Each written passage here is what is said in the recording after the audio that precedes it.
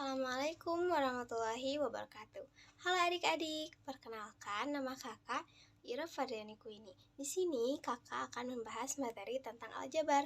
Khususnya kita di sini akan mengenal bentuk aljabar.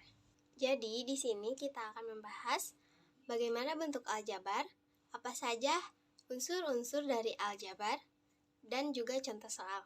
Tanpa berlama-lama lagi, yuk kita simak videonya. Nah, sebelum itu, kita simak bersama-sama video ilustrasi berikut.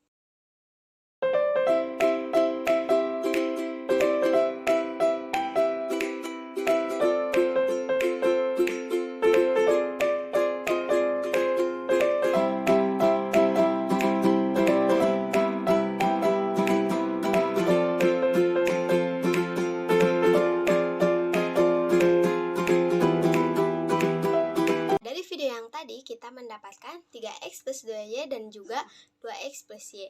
Nah, 3x plus 2y dan 2x plus y ini adalah salah satu contoh dari bentuk aljabar. Nah, setelah kita tahu bentuk aljabar itu seperti apa, kali ini kita akan membahas tentang unsur-unsur bentuk aljabar. Nah, apa saja sih unsur-unsur bentuk aljabar itu? Jadi, unsur-unsur bentuk aljabar terdiri dari suku, koefisien, variabel, dan juga konstanta. Nah, sekarang adik-adik coba perhatikan bentuk aljabar dari 2x plus 3. Nah, 2x ini termasuk suku, dan 3 ini termasuk suku. Nah, jadi yang memisahkan suku itu adalah operasi tambah atau selisih. Nah, bentuk aljabar 2x ditambah 3 ini memiliki dua suku atau disebut binomial. Bisa juga disebut dengan suku 2. Nah, kalau misalnya bentuk aljabar itu hanya satu suku seperti x, 2x, atau 3, itu bisa disebut dengan monomial. Nah, jika bentuk aljabar itu terdapat 3 suku, itu bisa disebut trinomial atau suku 3. Nah, jika bentuk aljabar tersusun lebih dari 3 suku, itu disebut dengan polinomial, seperti 4x ditambah 9, 3y ditambah 2. Nah, untuk koefisien, variabel, dan konstanta, adik-adik perhatikan bentuk aljabar 2x plus 3 ini. Nah, koefisien dari 2x adalah 2. Nah, x ini merupakan variabel. Nah, angka 3 ini merupakan konstanta. Koefisien merupakan angka yang di depan variabel. Dan variabel adalah simbol yang dilambangkan dengan huruf kecil seperti A, B, C, dan seterusnya hingga Z. Kemudian, konstanta merupakan angka yang tidak memiliki variabel atau berdiri sendiri. Nah, agar adik-adik lebih paham mengenai bentuk aljabar dan juga unsur-unsur pada bentuk aljabar, kita lihat contoh soal berikut ini. Nah, sekarang adik-adik coba isi contoh soal ini dengan jawaban yang benar. Kakak kasih waktu 2 menit. Nah, sekarang kita bahas nomor 1 dulu, yaitu min 5x.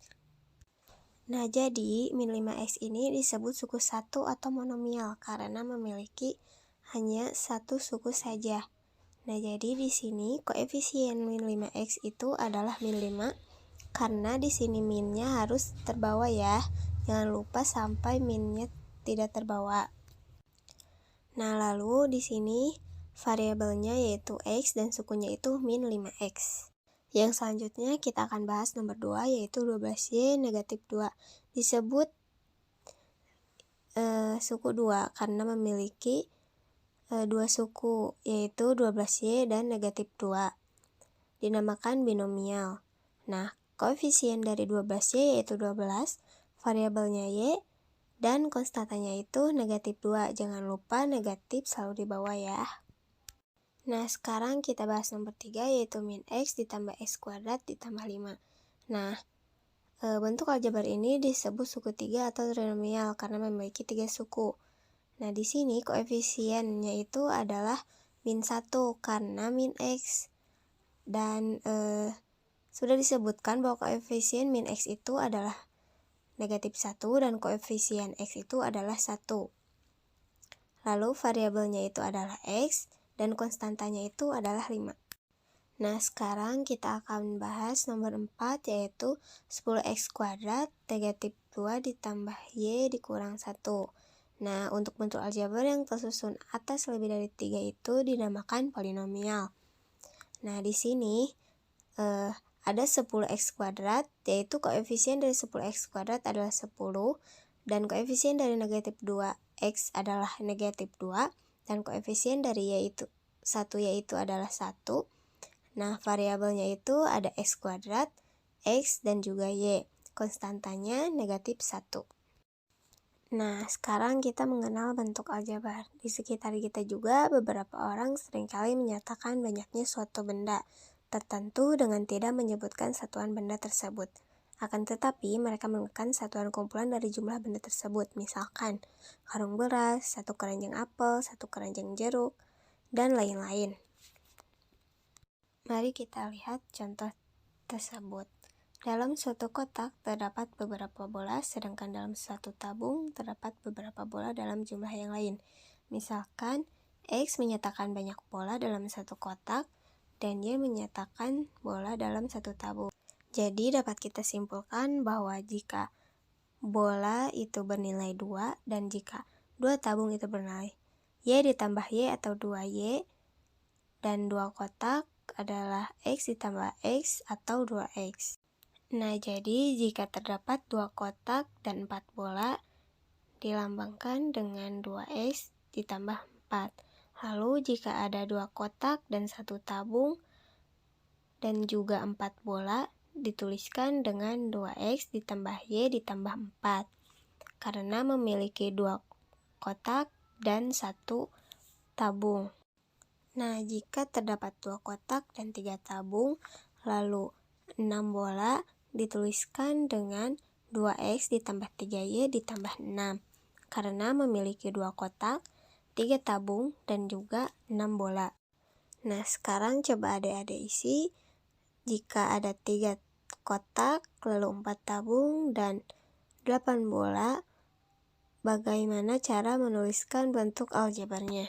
Kakak beri waktu 1 menit, nanti kita akan bahas bersama-sama. Nah, sekarang kita bahas bersama-sama.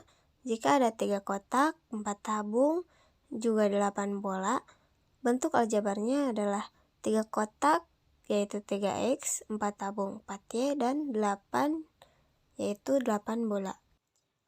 Semoga video ini bermanfaat dan sampai jumpa lagi. Wassalamualaikum warahmatullahi wabarakatuh.